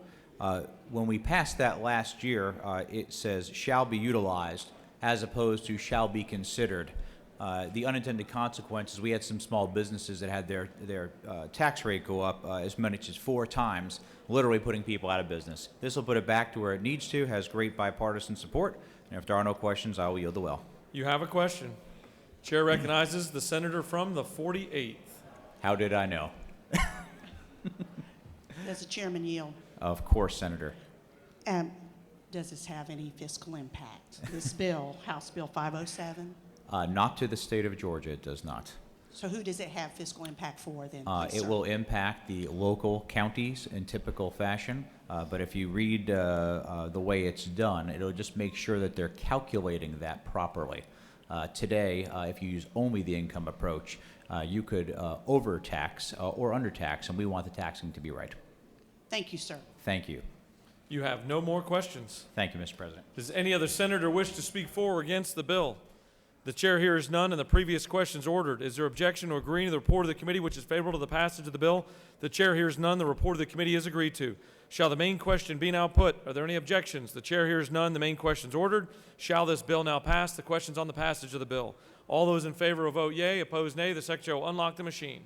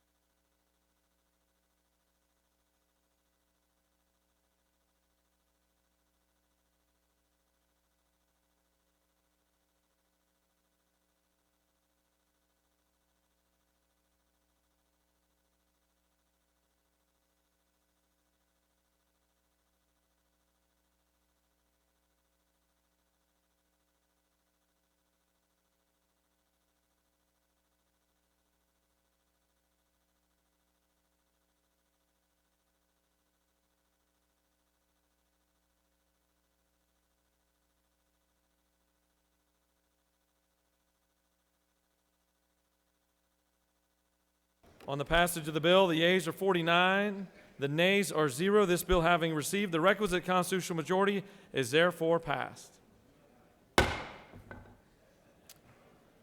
All right, here is the current posture. I forgot my protein bars at home. So we're going to take a lunch break. Appreciate that support. We're going to take a lunch break, and lunch is going to be served in the ante room over here for all senators. And we will be back at 1:15 sharp to take up the rest of the calendar. 1:15 sharp. We'll stand in recess.